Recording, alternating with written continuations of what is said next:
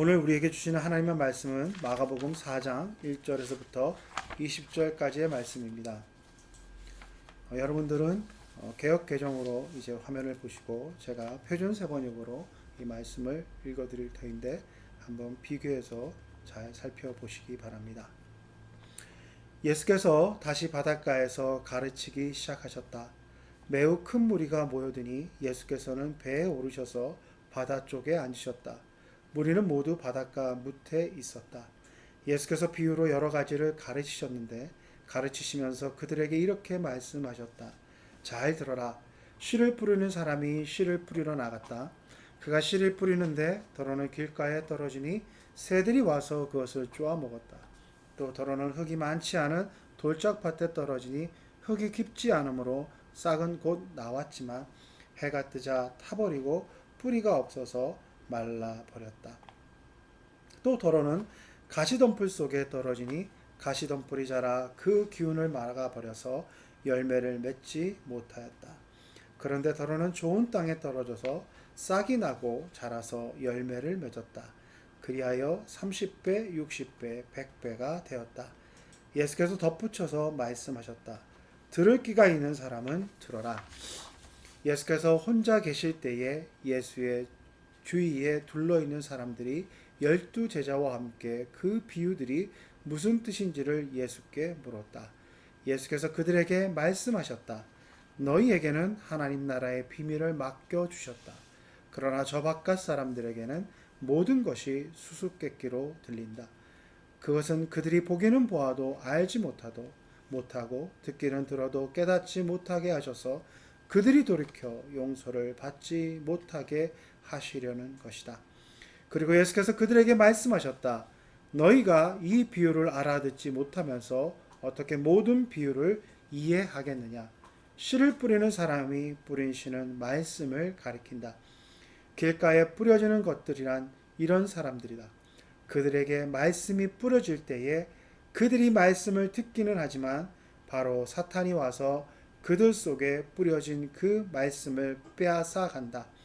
돌짝밭에 뿌려지는 것들이란 이런 사람들이다.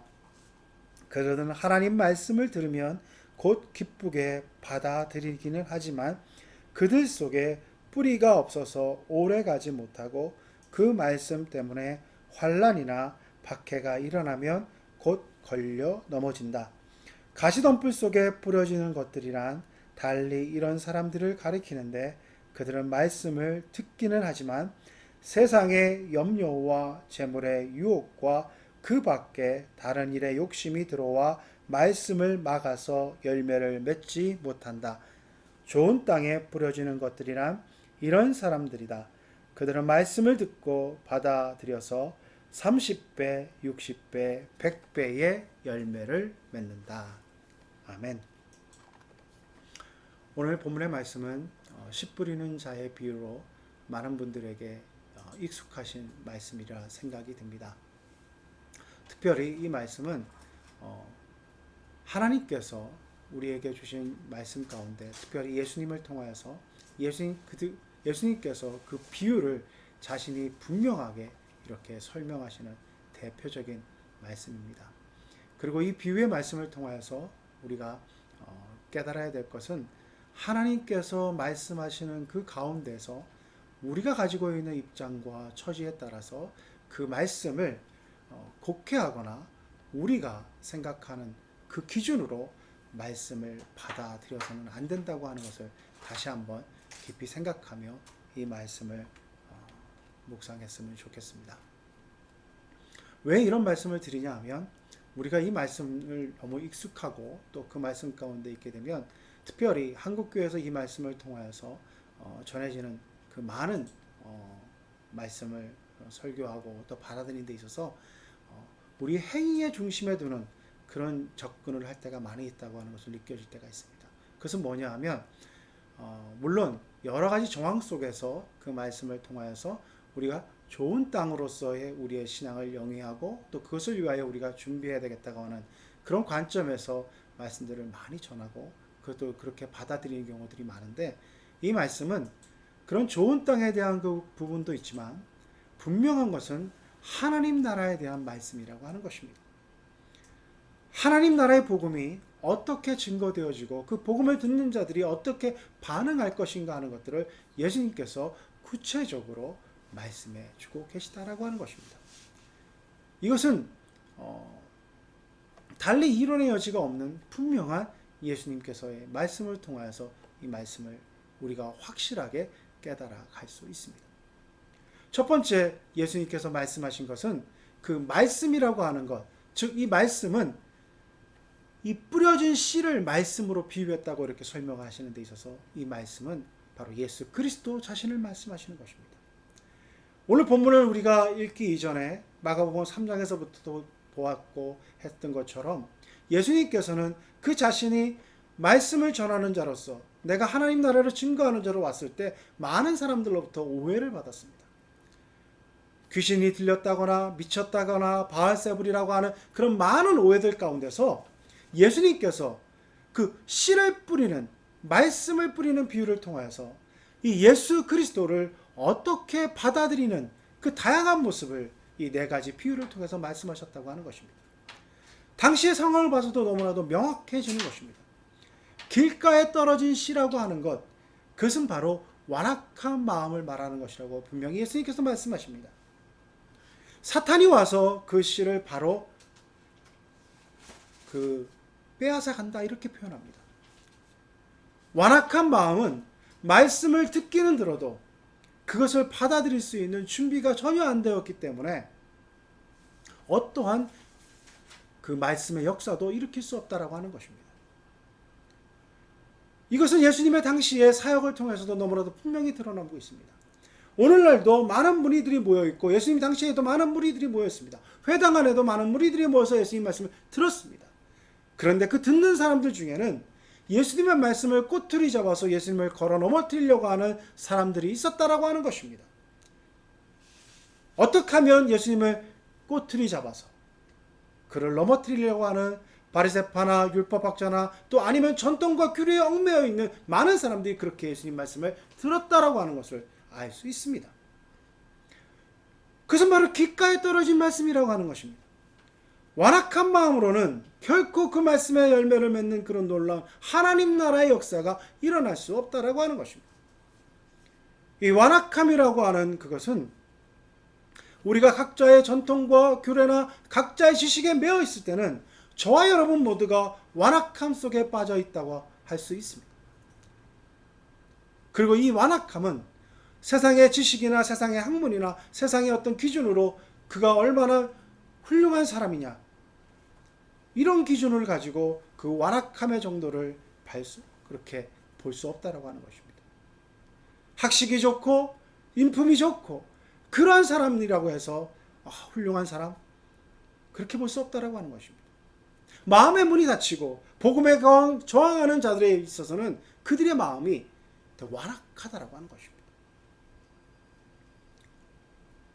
세상의 기준으로 보면은 많은 것을 배우고 많은 것을 알고 있는 아주 훌륭한 학자나 지식인들 그들의 마음 가운데 복음의 말씀이 들려지더라도 그들의 마음이 완악하여지면 아무런 역사가 일어나지 않는 것을 우리는 볼 수 있습니다.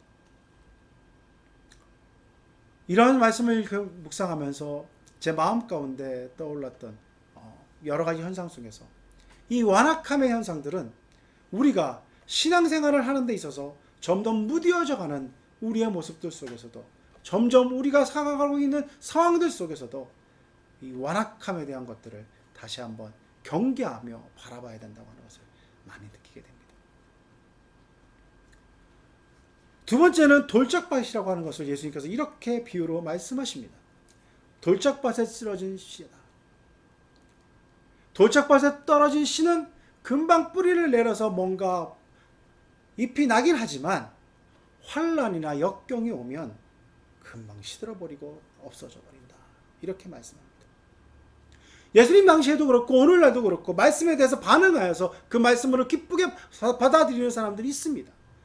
그러나 그 말씀의 기쁨 속에서 닥쳐지는 환난과 역경이 오게 되면 바로 그 말씀을 저버리고 교회를 떠나고 말씀과는 상관없는 삶을 살아가는 사람들이 분명히 있다고 하는 것입니다.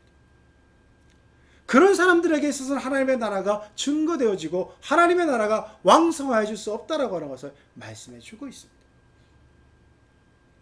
돌짝밭,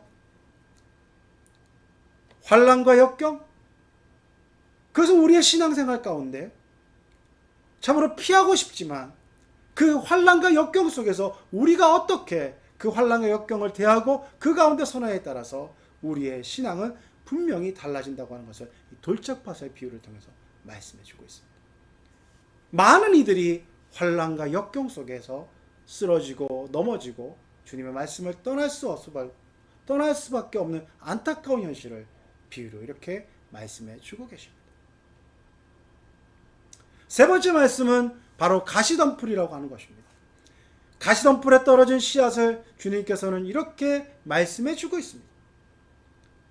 가시덤불에 떨어진 씨앗은 말씀이 들어오긴 들어와서 그 말씀대로 살려고는 하지만 재물에 대한 것, 육신에 대한 염려, 이러한 염려와 근심이 그 말씀의 자람과 성장을 막고 있다라고 하는 것입니다. 그리하여서 결국은 결실을 이루지 못한다라고 하는 것을 말씀해 주고 있습니다. 아마 많은 성도들의 현 주소를 말하고 있지 않나 하는 것들을 생각해 보게 됩니다. 열심을 내어서 믿습니다. 그리고 말씀 가운데 거하려고 노력을 합니다. 그러나 염려와 근심과 삶에 닥쳐지는 여러 가지 환경 속에서 오는 하루하루의 삶 가운데 오는 그런 많은 문제들이 신앙 앞에서 결단하고 그 말씀 가운데 우리가 순종하며 살아가려고 하는 그것들을 방해하고 억누르고 그 결단들을 뒤로하게 하는 그러한 모습으로 우리들에게 다가오는 그것을 가시덤불로 비유하고 계십니다. 저와 여러분의 삶 가운데는 이 가시덤불이 곳곳에 펼쳐져 있고 그 가운데서 하루하루를 어떻게 버겁게 살아내며 하루하루 가운데 이 가시덤불을 어떻게 헤쳐나가며 이겨나가며 살아가는 그것이 우리에게 하루하루의 숙제로 놓여져 있는 것 같은 그런 모습 부정할 수 없을 것입니다. 그러나 주님은 비유로 분명히 말씀하고 계십니다. 그 염려와 근심, 재물에 대한 생각 이것들을 떨쳐버리고 극복해내지 않으면 결실을 맺을 수 없다고 이 가시덤불의 비유를 통해서 말씀해 주고 계십니다. 그리고 좋은 땅의 비유를 말씀해 주고 계십니다. 좋은 땅은 씨앗이 떨어져서 그 가운데서 씨앗의 말씀을 받아 30배, 60배, 100배의 결실을 이룰 수 있는 그것을 말씀해 주고 있습니다. 이 바다라고 하는 표현을 마태복음 13장에는 깨닫고라고 이렇게 말씀해 주고 있습니다.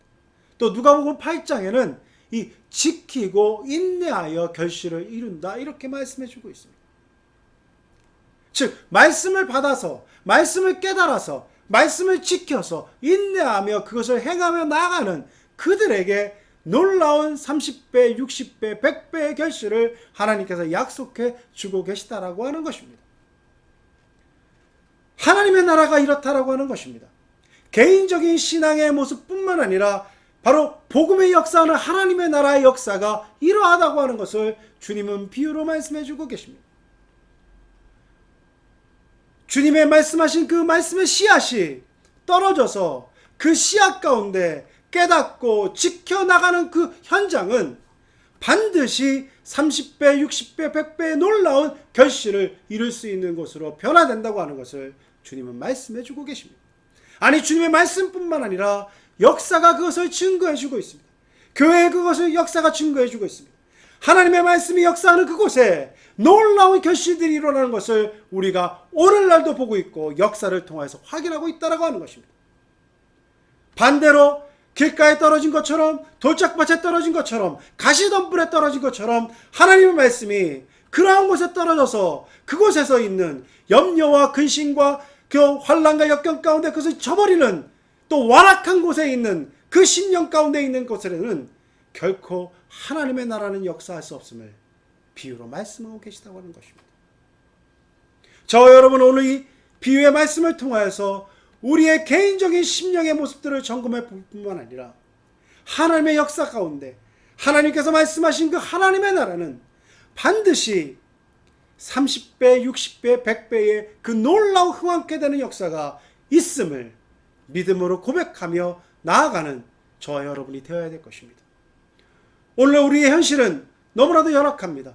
너무나도 어떻게 보면 참담할 수 있습니다.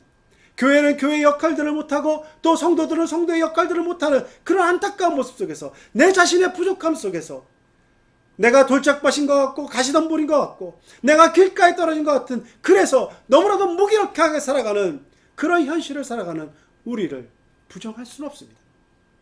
그러나 주님은 분명히 말씀하고 계십니다. 하나님의 나라의 그 씨앗이 좋은 땅이라고 하는 그것에 떨어졌을 때 바로 30배, 60배, 100배의 열매를 이룰 수 있다고 말씀해 주고 있습니다.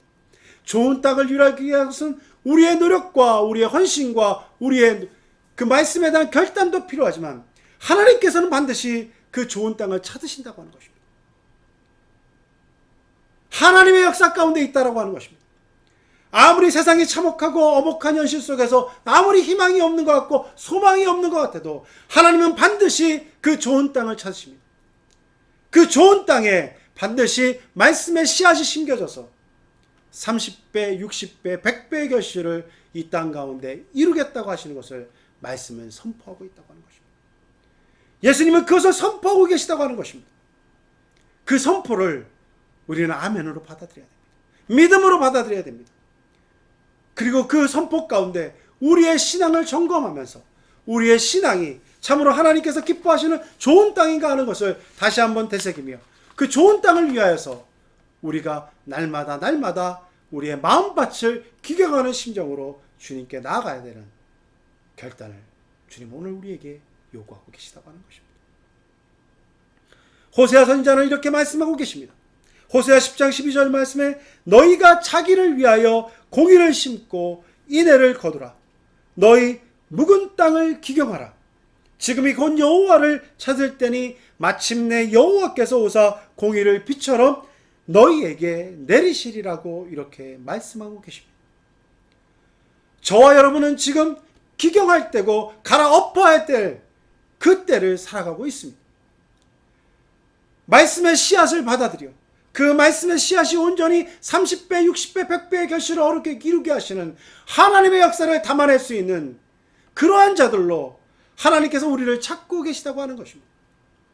부족하고 연약하지만 지금의 심정은 길가에 떨어진 것 같고 돌짝밭에 떨어진 것 같고 또 가시덤불과 같은 심령일지라도 하나님께서는 그들을 변화시켜서 그들의 묵은 땅을 기경하고 그들의 묵은 땅을 갈아엎음으로 말미암아 좋은 땅을 만들어 30배, 60배, 100배의 결실을 이 땅 가운데 반드시 이루어 가실 것을 말씀하고 계십니다.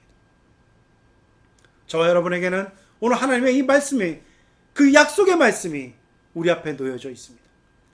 세상을 보고 환경을 보고 우리의 지금의 심정을 보고 두렵고 떨리고 낙심하고 절망할 것이 아니라 바로 이 하나님의 말씀에 놀라운 능력을 믿고 그 하나님의 말씀을 받아 안을 수 있는 예수 그리스도를 내 마음에 품으로 말미암아 예수 그리스도가 내 마음에 살아 역사하셔서 내가 아니라 예수 그리스도의 능력으로 말미암아 30배, 60배, 100배의 놀라운 하나님 나라의 결실을 이 땅에 증거하는 우리 모두가 될 수 있기를 간절히 바랍니다.